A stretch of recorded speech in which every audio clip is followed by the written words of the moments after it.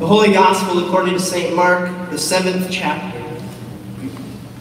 Jesus set out and went away to the region of Tyre. He entered a house and did not want anyone to know he was there. Yet he could not escape notice.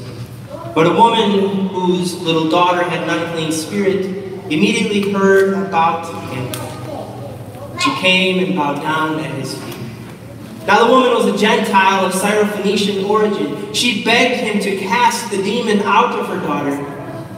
He said to her, "Let the children be fed first. For it is not fair to take the children's food and throw it to the dogs." But she answered him, "Sir, even the dogs under the table eat the children's crumbs." And he said to her, "For saying that, you may go. The demon has left your daughter." So she went home and found the child lying on the bed and the demon gone.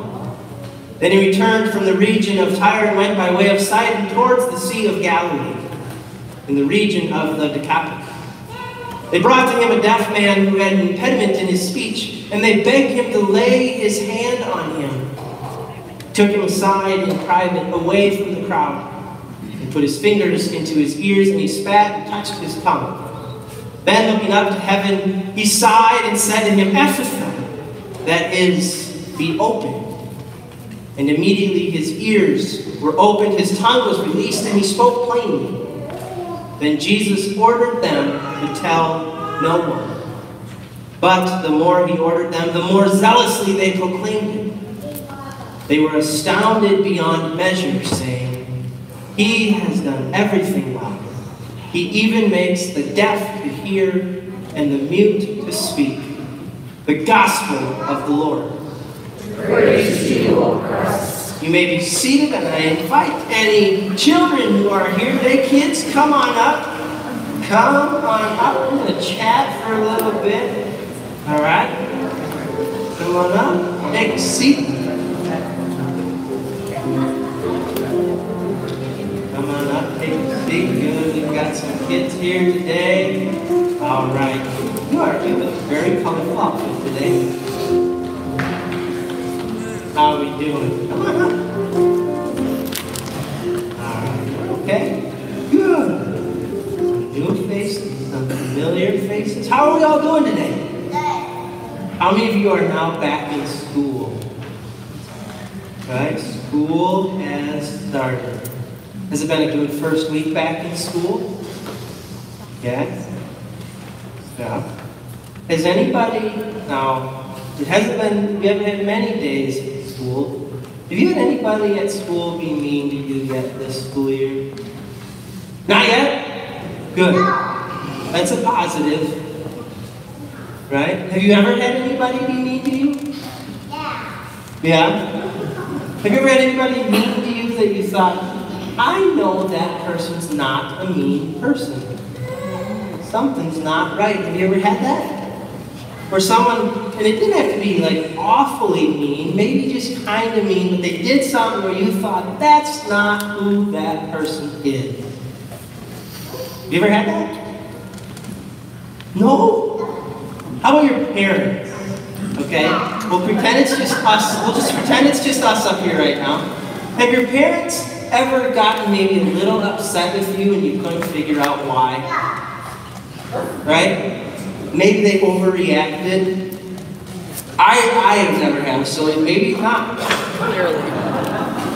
You've ever done something and you thought, man, mom and dad, grandma, whoever it is, they reacted a lot meaner than I think they should have. You've never wondered why they reacted that way? Have you ever wondered why somebody did something? Ever? Anybody?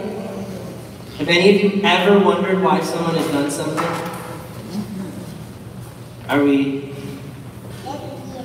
Do we need to reread the second half of the gospel where Jesus unbinds the tongues of those who couldn't speak?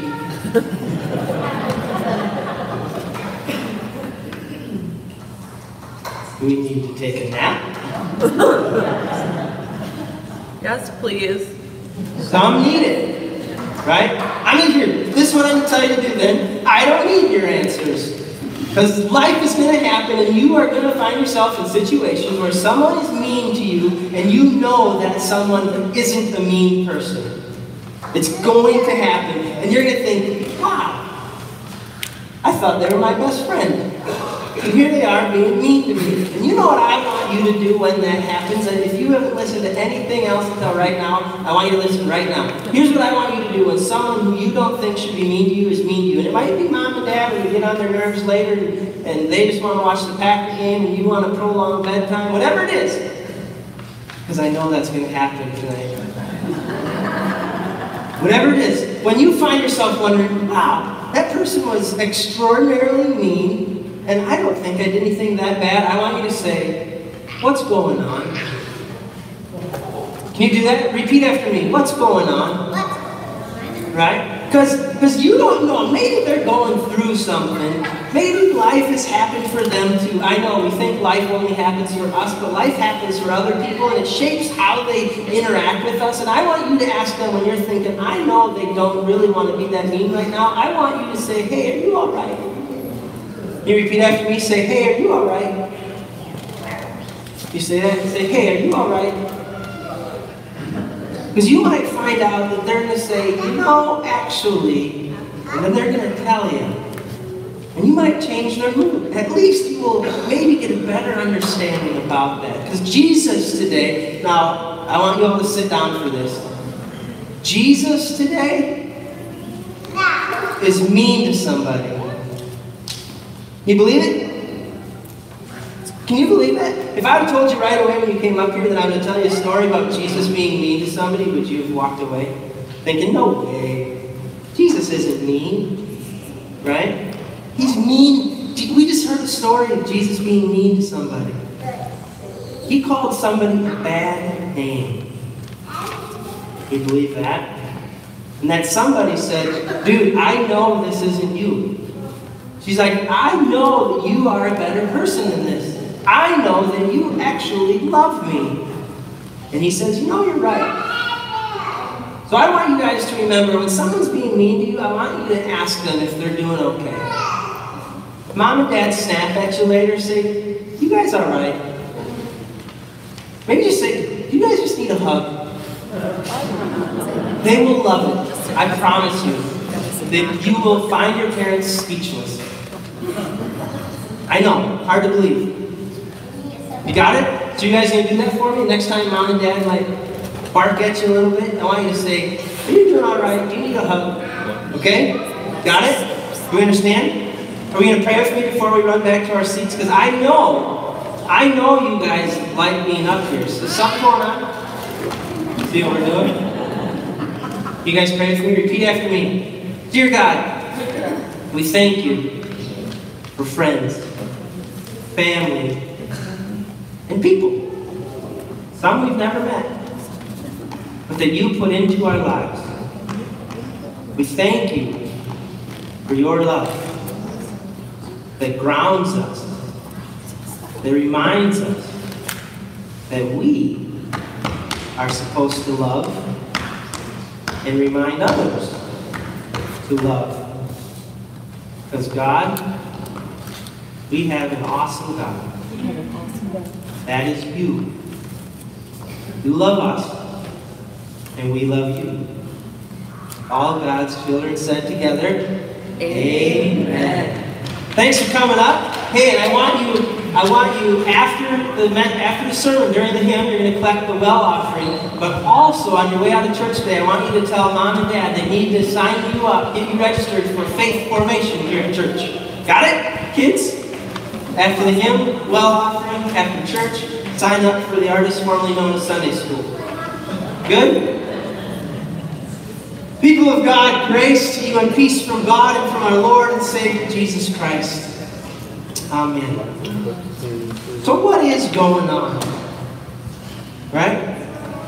Did you find yourself asking that question when you heard this story? When you heard this story of Jesus calling this woman a name that no woman should ever be called? That's what he does. I mean, some scholars say that Jesus in this story is referring to this woman by a name and word that should never be used in reference to a woman. And in reference to anybody. Did anybody catch that? Did anybody find themselves saying, wow, Jesus is mad? Like, he's angry. Anybody find themselves thinking that? Now, do we think this gospel story is about that, or about the rest of the story? Do we think it's about Jesus being caught in a moment of, I don't want to deal with you? Or what happens after? Raise your hand if you've ever had a moment of, I don't want to deal with you. Right? We have those moments.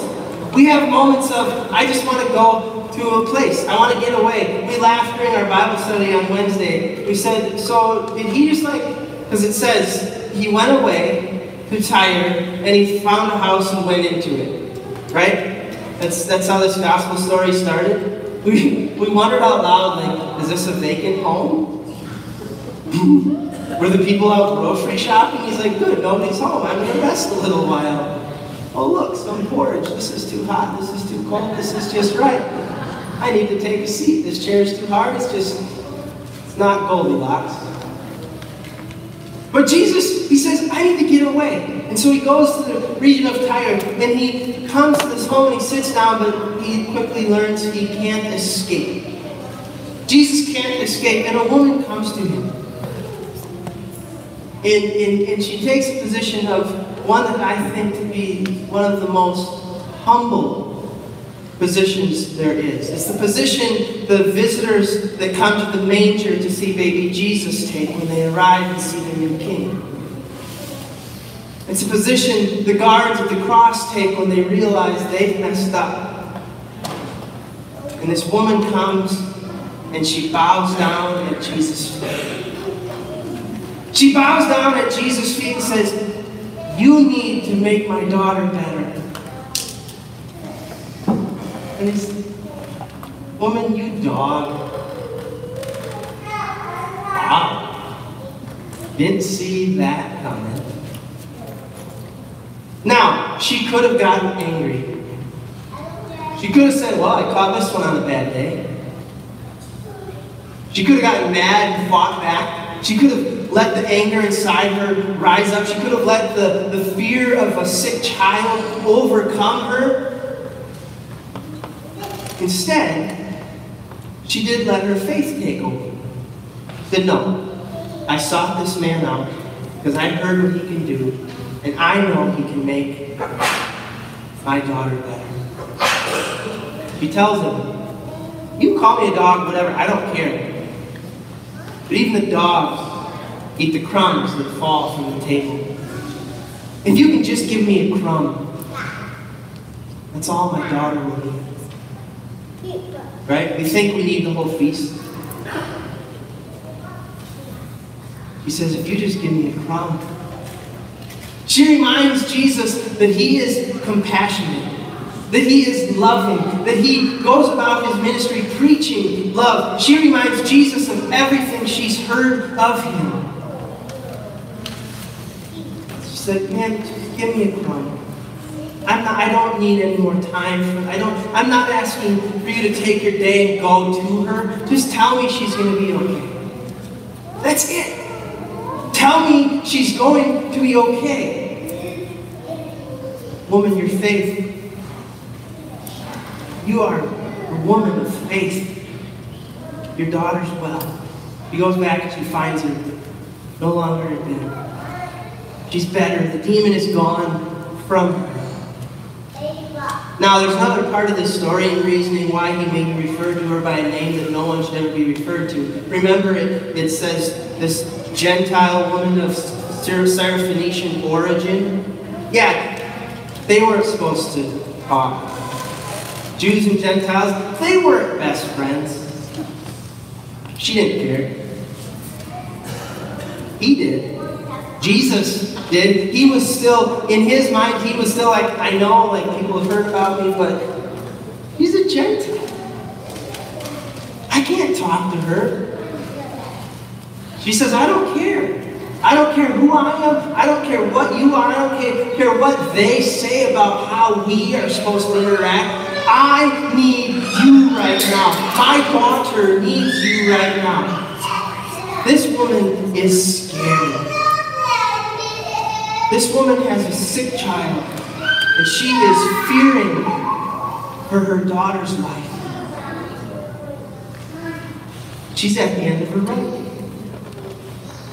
She doesn't know where to turn to next.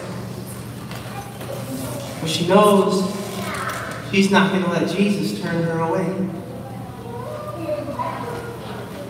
She says, you need to know my stories. You need to know what's going on. I don't care if we're different. I don't care what the world might say about how our types are supposed to get along or not.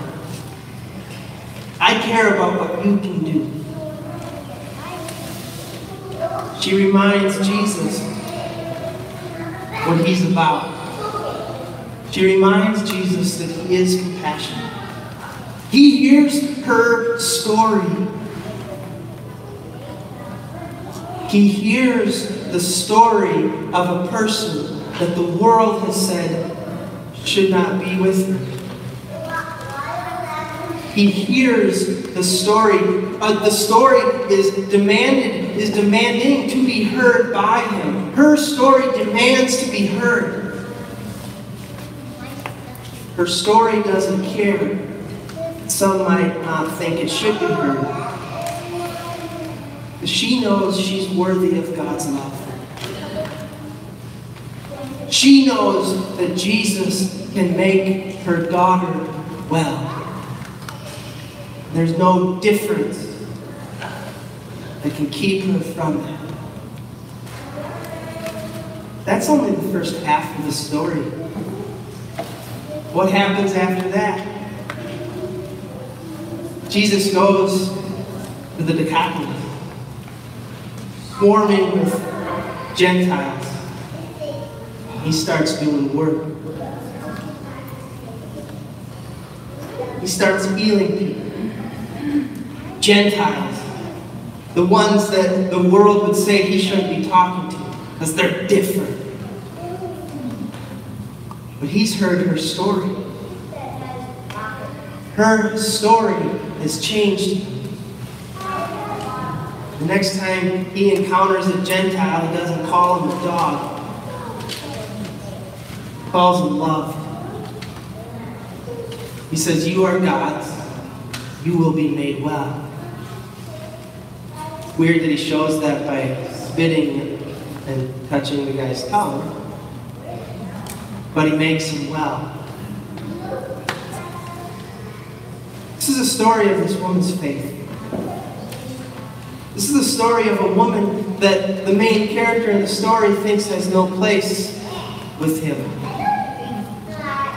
But her faith is bigger than what anybody says about where she should go and who she should be with. Her faith changes this story. Her faith changes the main character in this story. Her faith leads to Jesus' ministry expanding beyond the children he's referring to. Children he's referring to are the Jews. Changes him. God's love is for more than just who Jesus was thinking it was maybe reserved for, but it's for everybody. Even if we just get crumbs. I do wish I could sit Jesus down and say, what was going on that day? Why'd you snap at her? She didn't deserve that. She's terrified. Maybe we'll get that chance one day. We can sit Jesus down like, all right, we need to have an intervention. You were a real jerk. Like, I know nobody, I get it. I don't get a chance in that much either. Kids coming demanding crumbs. But are you all right? That'd be something. We all have stories. We have stories that are pages long, or maybe we think they're just paragraphs. But we have stories. And our stories, our knowledge of each other's stories, change our relationship. Sometimes we hear someone's story and think, wow, God loves them. Sometimes we hear a story and think, no wonder God loves them. But we all have these stories. They shape us. They make us who we are. Unfortunately, they form ways that other people look at us. But God knows our stories. God knows our worth. God knows what's coming in our stories. What a beautiful thing it is to be known by a God who will read every word of our stories and love us anyways. Thanks be to God. Amen.